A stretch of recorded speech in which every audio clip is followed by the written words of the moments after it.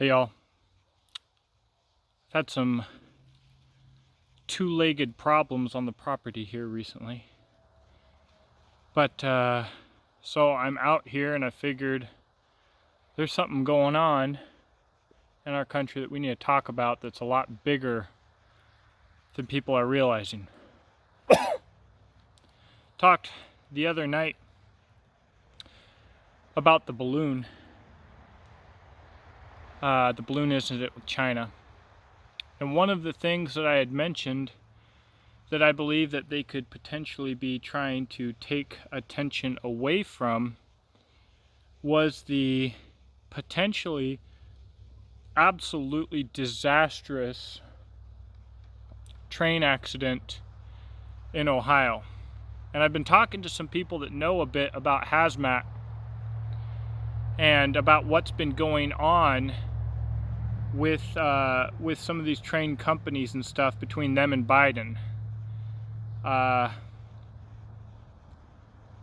Regardless, you're being lied to some degree at least. There's some level of cover-up in Ohio.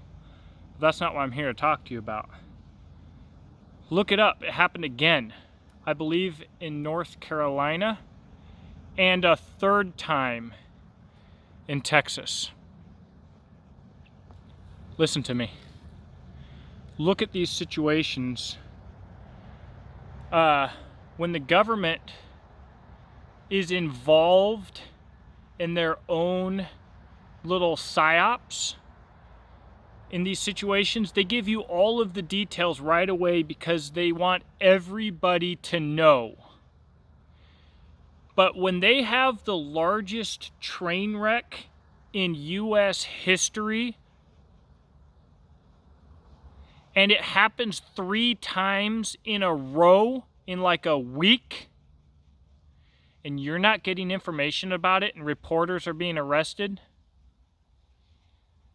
what that means is that it's very likely that you are not seeing a government-backed emergency.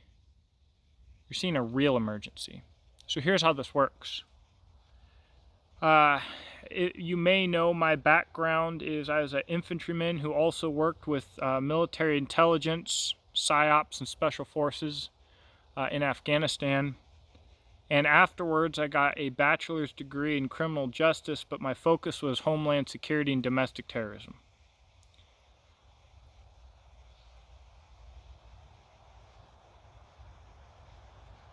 A terrorist is someone who uses violence or coercion to make people lose faith in their government. The odd juxtaposition to that reality is that our government gains power through the same. Through the chaos, they create power. So, how the government is going to react to a potential terrorist situation that they want you to know about because they're involved in it, because they're controlling it, the only reason that they can blast information all over the media is because they already either know the details or they know the details that they want you to believe.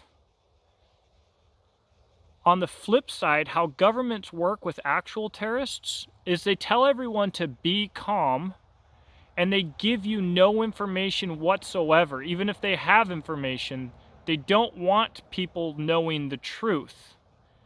If you have the worst disaster in the country's history, and then you have it happen 3 times in a row, it's no longer a coincidence. And if they're not giving you information about it, it's because it's something real. We've got something going on right now, and for once it's something that they don't want you to know about, and that is a big deal. And guys, look at your favorite conservative talk hosts, look at the news. They're covering these train wrecks a little bit, but not like they should be, and not like they would be, not like they do with everything else. I'm telling you. Look at who else is raising the flag. Look at who else is directing you to think for yourself and why.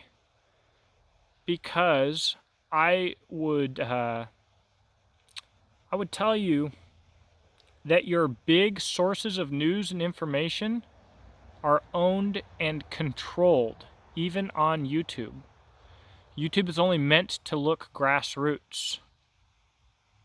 You've got giant YouTube channels and people talking about how they're being repressed and how they're being held back, and they're making insane. You've got guys with hundreds of thousands, you've got guys with over 1 million subscribers telling you how social media is holding you down because that makes you support them. The reality is, look at their analytics, look at what you can see. They're not being repressed. It's just a little cover story to get some more money and get some more support really quick. They're owned. That's why they're big. If they were telling the truth, they'd be getting squashed. Look at this. Tell me if I'm wrong. Look it up. Not only look up the situation in Ohio. I think, again, I'm not remembering potentially correctly.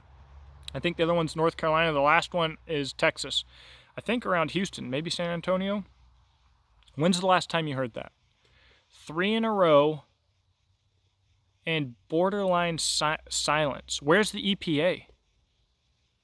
Where's all of these government agencies that would normally be swarming these areas? Where's all of the reports? Where's all of the news media coverage?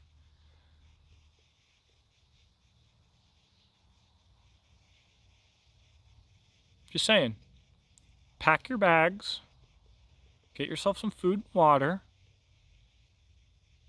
and think about things. Look around yourself realistically. Look at your house. Look at your family. Look at yourself. And think, when this gets bad and you get called up to go to war, whether you're a male or a female, what kind of situation are you and your family going to be when you go? What if you refuse to go?